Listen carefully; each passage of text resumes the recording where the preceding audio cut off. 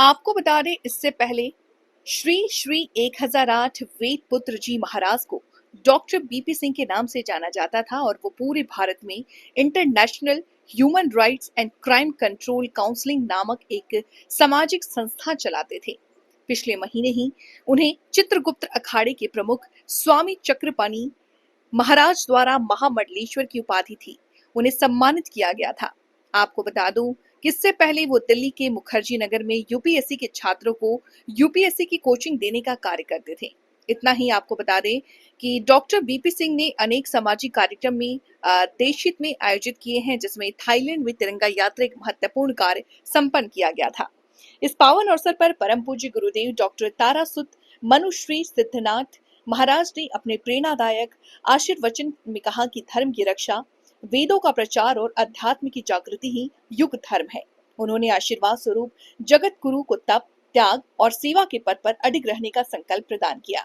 समारोह में डॉक्टर मनुजानंद सिद्धनाथ जी महाराज, डॉक्टर राजेशा त्रिवेणी सिद्धार्थ जी महाराज को अखाड़ा प्रमुख के रूप में प्रतिष्ठित किया गया, जबकि डॉक्टर जीवन ऋषि सिद्धनाथ जी महाराज को पंच प्रमुख का दायित्व सौंपा गया।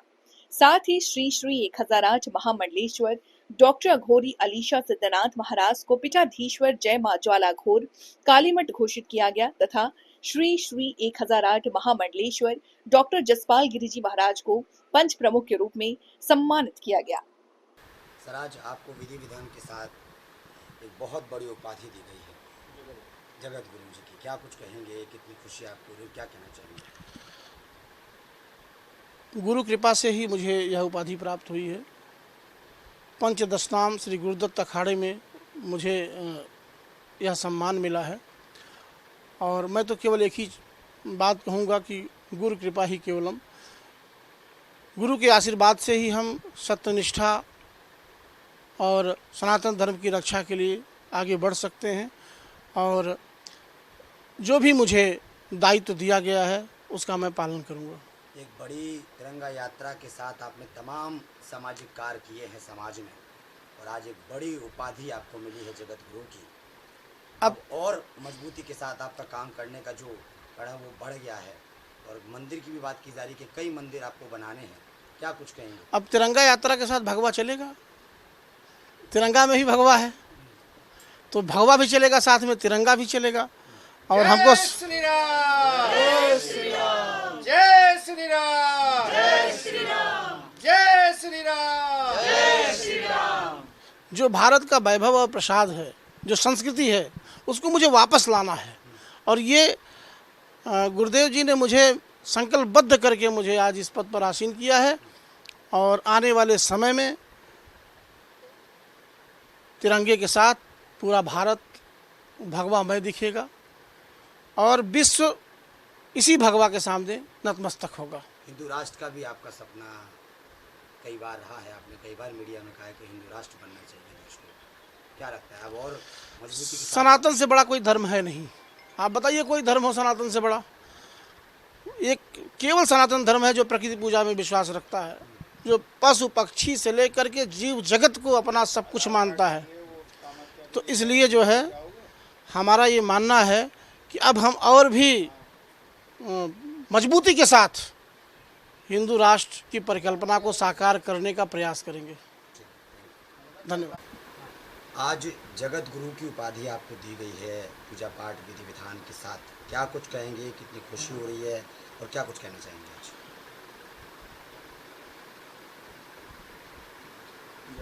सबसे पहले मैं अपने प्रातः स्मरणीय वंदनीय गुरुदेव के चरणों में पूरा जीवन समर्पित करते हुए प्रणाम करना चाहता हूँ और उन्हीं के सानिध्य में रह करके जो कुछ सीख रहा हूँ और गुरु जी के ही आशीर्वाद से हमको यह दिन, यह पावन सौभाग्य मिला है कि आज मैं इस पद पर आसीन हुआ हूँ। हमारे गुरुदेव का कहना है कि बेटा, जिंदगी में तुम्हें जगत कल्याण के लिए काम करना है, सनातन धर्म की रक्षा के लिए काम करना है और सनातन का जो परचम है उसको भारत ही नहीं पूरे विश्व में स्थापित करना है और 108 माँ के मंदिर पूरे भारत में बनवाना है। क्योंकि मंदिर ही हमारे संस्कृति को, हमारे धर्म को, सनातन संस्कृति को बचाने का काम करती है। सामाजिक तौर पर अभी तक आपकी जो तस्वीर समाज में थी वो समाज के रूप में थी। आपने समाज में कई ऐसे बड़े काम किए, चाहे कोरोना महामारी में हो या तमाम ऐसे अवार्ड फंक्शंस जैसे तमाम जैसी चीज़ें हों, ये समाज को आपने दी है। अब मंदिर बनाने की जो प्रेरणा है आपको मिला है और एक गुरु की उपाधि बहुत बड़ी होती है, गुरु ने आपको गुरु की उपाधि दी है, तो कितनी खुशी आपको हो रही है और किस तरीके से इस पर आप काम करेंगे? देखिए, ऐसा है कि पंचदशनाम गुरुदत्त अखाड़े में मुझे जगत गुरु की उपाधि मिली है। सामाजिक काम भी एक धर्म का काम है, जिसके अंदर राष्ट्र धर्म की ज्वाला धधक रही है, वही धर्म का काम करता है। भगवान राम ने लंका को जीत लिया, वह लंका जिस पर रावण को कभी बहुत गुमान होता था कि सोने की लंका है, स्वर्ण की बनाई हुई थी, लेकिन उसको विभीषण को सौंपते हुए भगवान राम ने कहा था, जननी जन्मभूमि से स्वर्गादिप गरियसी, जो अपनी जन्मभूमि है स्वर्ग से बढ़ कर के है। तो हमारा जहाँ जन्म हुआ भारत भूमि पर, इस भारत भूमि के लिए हम अब तक सामाजिक, धार्मिक, सांस्कृतिक गतिविधियों में शामिल रहा, काम करता रहा, लेकिन अब और भी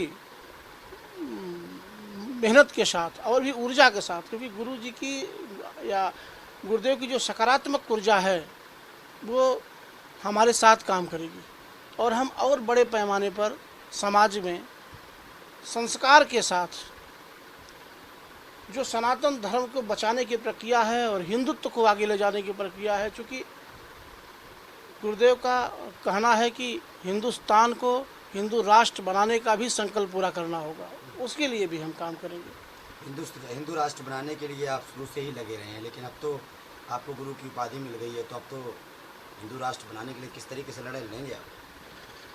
देखिए, हमारा जो धर्म है सनातन धर्म, वह सर्वे भवन सुखिनः में विश्वास रखता है, वह वसुधैव कुटुंबकम में विश्वास रखता है, वह सत्यमेव जयते में विश्वास रखता है। हमारे यहाँ अतिथि देवो भव, अतिथि को हम देवता के समान मानते हैं, पशु पक्षियों की पूजा करते हैं, प्रकृति की पूजा करते हैं। तो इससे बड़ा धर्म दुनिया में कोई नहीं है। और जब हमने पूरे विश्व को अपना परिवार मान लिया, अब केवल काम करने की ज़रूरत है, लोगों को जगाने की ज़रूरत है और जो धर्म की सत्य धारा है उसको जन जन तक पहुंचाने की ज़रूरत है, वही काम करने का प्रयास करेंगे। तमाम साधु संत भी आपको सुन रहे हैं और अब तो आप मीडिया में अपडेट भी हो रहे हैं, तो सबको पता चल गया है कि आपको एक उपाधि मिल गई है।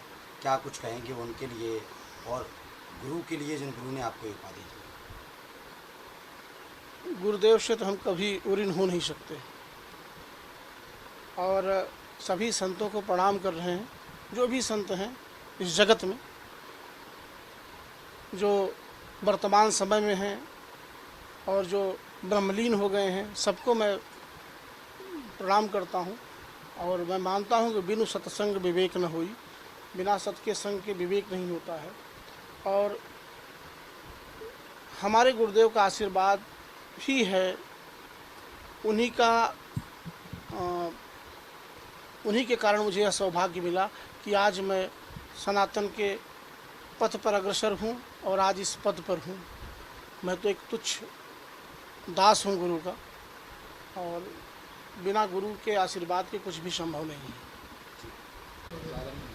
जगत गुरु की उपाधि आज इनको आपने दी है, क्या कुछ देखा इनके अंदर? क्योंकि जो ग्राउंड पर काम करने वाले व्यक्ति और आपको गुरु मानने वाले, आज इनको आपने जगत गुरु की उपाधि दी विधि विधान के साथ। देखिए, गुरु कोई तत्व हार्ड मास का पुतला नहीं होता। गुरु तत्व जो है वो सारस्वत है, सात्विक है और उसका अपना तेज है। वो दूसरा जो वेद है, तो वेद पुत्र को पाकर मैं धन्य हो गया। हर गुरु को अपना एक शिष्य तलाशता है जो वो इस काम को कर सके, जो इतना प्रतिभान हो, जो राष्ट्र को समझे, जन को समझे, जन के दुख को समझे।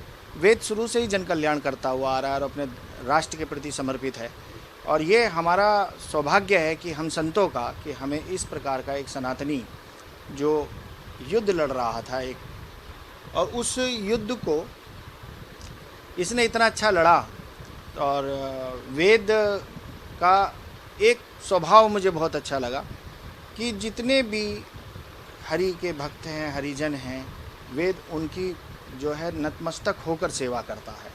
ये उसका मुख्य व्यक्तित्व था जो मुझे पसंद आया और मैंने चुना अपने शिष्य के लिए कि भाई हमें सनातनी धरातल पर रहकर काम करना है, हमें अपने राष्ट्र के लिए काम करना है। क्षीण मंदिरों को वेद जो है निर्माण कर रहा है। अब तक किसी को पता नहीं था, वेद अब तक कम से कम 51 मंदिर क्षीण उनको जो है पुनर्स्थापित कर चुका है।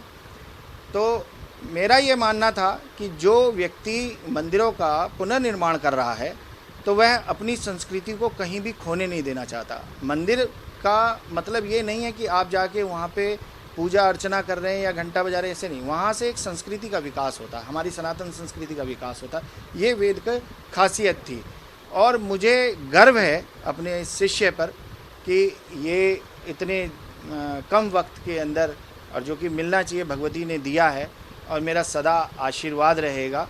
और वेद जो है इस समय पंचदश नामी गुरुदत्त अखाड़े से जगत गुरु की उपाधि मिली है और आनंद गिरी जी महाराज आचार्य महामंडलेश्वर यहाँ मौजूद हैं जो आए हैं बनारस से। साथ में मेरे मौजूद हैं डॉक्टर मनोजानंद सिद्धनाथ महाराज, डॉक्टर जीवन सिद्धनाथ महाराज, डॉक्टर राजेशा त्रिवेणी जी महाराज और मेरे शिष्य।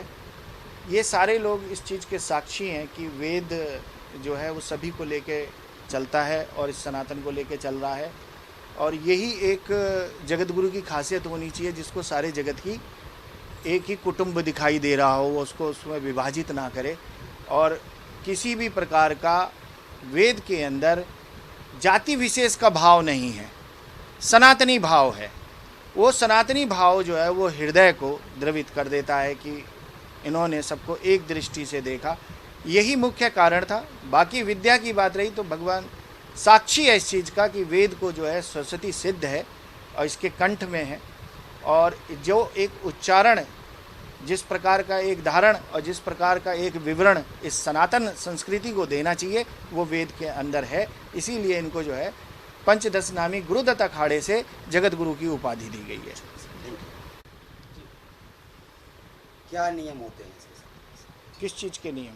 जगत गुरु। देखिए, ऐसा होता है कि हमारे सनातन के अंदर अलग अलग स्थान पर आदि गुरु शंकराचार्य के मार्गदर्शन के अंदर जब मठों का निर्माण हुआ और सनातन को बचाने के लिए अखाड़ों का निर्माण हुआ, जब मठ भी पूरे नहीं पड़े तो अखाड़ों का निर्माण हुआ। वो अखाड़े सनातन की सुरक्षा के लिए गठित किए गए।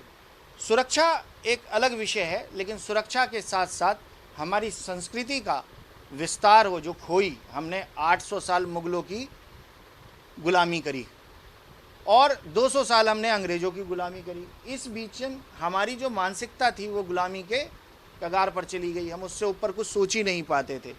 तो इस परंपरा के अंदर ये किया गया कि भाई एक जगत गुरु की उपाधि एक अखाड़े से दी जाए, वह राष्ट्र के लिए, सनातन की भूमि के लिए, सनातन की संस्कृति को बचाने के लिए क्षीण होते हुए मंदिरों पे कार्य करे, लोगों को अच्छे अच्छे उपदेश दे और हमारी संस्कृति का विस्तार करे और हो रहे भेदभाव को उसको दूर करे। ये एक जगत गुरु की है, वो सबका है, वो किसी एक का नहीं है, वो पूरे समाज का है, वो पूरे सनातन का है, वो पूरे राष्ट्र का है।